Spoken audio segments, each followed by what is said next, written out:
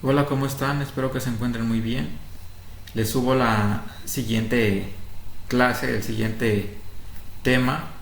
Espero que el anterior video les haya servido de algo, que realmente haya cumplido su propósito, que era ampliar un poco más lo de las clases en línea y que no quedara simplemente pues en dejarle las actividades y ya. El tema que hoy vamos a revisar, como ya se habrán dado cuenta, es el de la psicología aplicada. Y antes de empezar a hablar de lleno de este tema, vamos a recordar un poco sobre las diferencias entre psicología básica, general y aplicada. Recordemos que en la básica se encuentran las teorías en general, o sea, todas las teorías que han existido en la historia de la psicología, aun aquellas que han sido descartadas. En la psicología general tenemos teorías específicas, teorías que pueden ser utilizadas para su aplicación.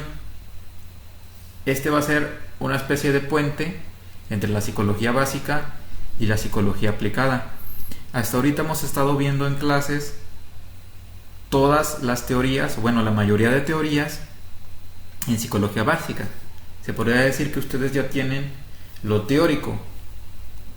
Ahora falta saber lo práctico. Por motivos de obvia razón no se puede hacer de esa manera, ¿verdad? No podemos practicarlo. Ahorita lo que van a ver son las generalidades de la psicología aplicada. Cómo fue que se empezó a desarrollar, cuáles son sus principales campos de acción y qué es lo que hacen los psicólogos en determinadas áreas. Revisemos rápidamente los antecedentes de la psicología aplicada. En un principio, como recordaremos, la psicología era una parte de la filosofía. Por lo tanto, estaba íntimamente ligada a una forma de entender el mundo en base al pensamiento, a un razonamiento lógico para la época, en el cual surgen algunos conocimientos, algunas formas de abordar la mente humana, que en aquel momento pues se le consideraba el alma. De ahí que se intentara aplicar en las actividades principales que tenían en la antigüedad. Una de ellas, por ejemplo, la teoría de los humores de Hipócrates, se utilizaba mucho en las prácticas médicas, también en las prácticas jurídicas. De esa manera se determinaba, por ejemplo, si una persona era muy colérica, pues que podía ser considerada una persona que sí pudo haber cometido un crimen, por ejemplo, muy violento. Eso era tomado en cuenta en algunos juicios. Entonces desde ahí se comenzó a trabajar la psicología ya de una forma independiente, o sea, aplicándolo a otras profesiones, como lo es en el caso del derecho, de lo jurídico. Dejando de lado a los griegos y a los romanos, llegamos a el nacimiento de la psicología aplicada, ahora de una manera más formal, de la mano de Hugo Münsterberg, el cual fue uno de los discípulos de Wundt. Como sabemos, fue el fundador de la psicología científica. Una vez que terminó con sus trabajos con Wundt, él se pasó al funcionalismo con William James, donde estuvo trabajando durante mucho tiempo en la Universidad de Harvard. Como recordaremos, el funcionalismo buscaba en gran parte el cómo se podía aplicar o cómo se podía replicar la psicología, qué función podía tener las capacidades psicológicas que tienen los seres humanos en aplicaciones más prácticas, como lo podría ser la educación, como lo podría ser el ámbito laboral, etcétera. Uno de los eventos que marcó una gran importancia en el desarrollo de la psicología como una ciencia aplicada fue la Segunda Guerra Mundial. Y de hecho no solamente para la psicología, sino para muchas otras ciencias. Este fue un punto en el cual los países requerían de ciertos servicios. Y uno de ellos fue el de los psicólogos. Su principal rol era el de escoger soldados lo mejor capaces posibles para mandarlos al frente de batalla y de una u otra manera asegurarles una mayor ventaja, pues para asegurarse de la victoria en la Segunda Guerra Mundial. Entonces, pues desafortunadamente esta fue una de los principales motivantes que ayudaron a la psicología y a muchas otras ciencias a ser reconocidas como aplicables, como de una utilidad dentro de la sociedad. Como datos de relevancia relacionados a la psicología dentro de la Segunda Guerra Mundial, pues sirvieron más de 1500 psicólogos, o por lo menos de los que se tiene registro. Fue creada la escala de Wechsler para medir la inteligencia, escala que actualmente se sigue utilizando, aunque claro, han sufrido algunos cambios, algunas modificaciones, pero en esa época es que surge. Casi 20 millones de soldados y civiles fueron evaluados psicológicamente mediante pruebas escritas o entrevistas. No solamente aquellos que iban a servir directamente, sino algunos que iban a ser, por ejemplo, médicos, enfermeras, ingenieros. El gobierno de Estados Unidos tenía mucho interés en que fueran personas realmente capacitadas y que estuvieran mentalmente hábiles. Por eso la importancia de la entrevista psicológica. Surge también el inventario Minnesota en esa época con la finalidad de dar mejores datos más precisos sobre la personalidad de los sujetos que se les está investigando en ese momento. Como ya les mencioné, eran muy minuciosos, tenían mucho interés en ganar la guerra.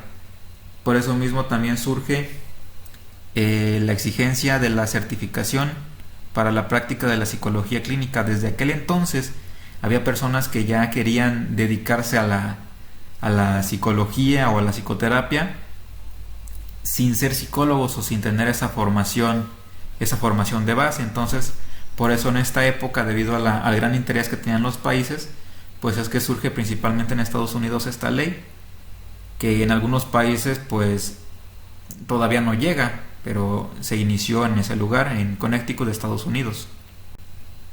Aparte de la Segunda Guerra Mundial, otro factor que influyó bastante fue el desarrollo de las empresas, de las principales industrias de Estados Unidos, motivadas en gran parte por un discurso que dio el padre de la psicología del trabajo, considerado por algunos el padre de la psicología del trabajo, William L. Bryan. Él habló sobre la importancia de los psicólogos en diversas actividades y funciones, no solamente en el área de la investigación, sino también en ayudar a las personas, y dentro de estas pues también se encuentran las empresas, se encuentra el área laboral.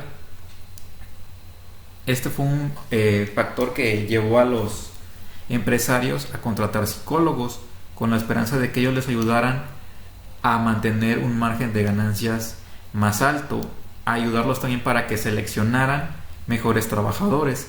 Recordemos que durante la Segunda Guerra Mundial los psicólogos se dedicaron en gran medida a escoger. Esa idea de que había personas que podían evaluar a otras y conocer sus características a profundidad para seleccionarte un tipo específico de personalidad, un tipo específico de forma de ser, llamó mucho la atención de los empresarios. Y obviamente con el antecedente que ya existía, pues iban a tener un campo de trabajo que hasta la fecha sigue siendo uno de los más solicitados. Bueno, en donde más solicitan psicólogos y donde se les paga mejor. Obviamente porque las empresas tienden a invertir un poco más en esas cuestiones, en conseguir buenos empleados. Otro campo que se nutre principalmente de las aportaciones de la psicología es el área de la educación. Desde antes de que surgieran las primeras teorías formales sobre el aprendizaje con los conductistas, se utilizaban ciertos principios sobre la atención o la percepción para utilizarlos en el proceso de enseñanza-aprendizaje. No fue sino hasta el establecimiento de las primeras teorías propiamente científicas que dio la psicología que se empezó a trabajar de esa forma en el aula. Sin embargo, no lo hacían de la manera correcta, de la manera adecuada. Y uno de los que hizo grandes críticas a estos métodos en las escuelas fue Skinner. Él diseñó una máquina con la cual se pretendía que se podía enseñar. basándose en los principios obviamente del conductismo. A esto lo llamó instrucción programada y hasta la fecha permanece como uno de los avances, una de las aportaciones, mejor dicho, que permitió avances significativos en el futuro. Publicó también un libro llamado Tecnología de la Enseñanza, en la cual plantea cuáles son los procesos efectivos para aplicarse en el ámbito educativo. Hasta la fecha muchos programas educativos se manejan en base al conductismo y muchas aplicaciones, como por ejemplo esa que viene ahí de ejemplo del Duolingo para aprender otros idiomas, se basa en estas ideas, en estas teorías de la instrucción programada. También la mayoría de los libros de texto de primaria se manejan en base a las teorías del conductismo y muchas aplicaciones que tú puedes encontrar en internet, la mayoría de los cursos en línea siguen esta misma forma de trabajar. Este ha sido uno de los principales aportes desde hace más de 50 años que hasta la fecha permanecen vigentes. Otra área donde es muy importante tener una fuente de información confiable sobre el comportamiento, la psicología de las personas, es precisamente el área jurídica. Tiempo atrás, como sabemos, se le consideraba la psicología entre parte de la filosofía, parte ahí de la fisiología, pero no fue hasta principios del siglo XX que la psicología criminal se separó de la medicina forense y se aproximó a la práctica más formal en este ámbito. Surge aquí el Manual de Psicología Jurídico, escrito por Emilio Mira López, psiquiatra español, en 1932. En este es el primero en el cual no se utiliza de forma exclusiva el psicoanálisis, sino que se utiliza también conductismo, gestal, se utilizan todas las corrientes que existían en ese momento y que podrían brindar información indispensable para el ámbito jurídico, que él consideró relevantes y que se pretendía que sirviera de guía tanto para psicólogos que se querían dedicar a esa área como para los abogados. Fue hasta la década de los años 50 y los 60 donde ya se incorporó, ahora sí, de forma definitiva, la psicología a las salas de justicia. Se le comienza a dar más importancia al trabajo del psicólogo dentro de esta área, tanto en la entrevista, la atención a víctimas, la reinserción de los delincuentes a la sociedad, y se vuelve un proceso tan fundamental que hasta la fecha es una de las áreas más demandadas en las que puede desarrollarse un psicólogo.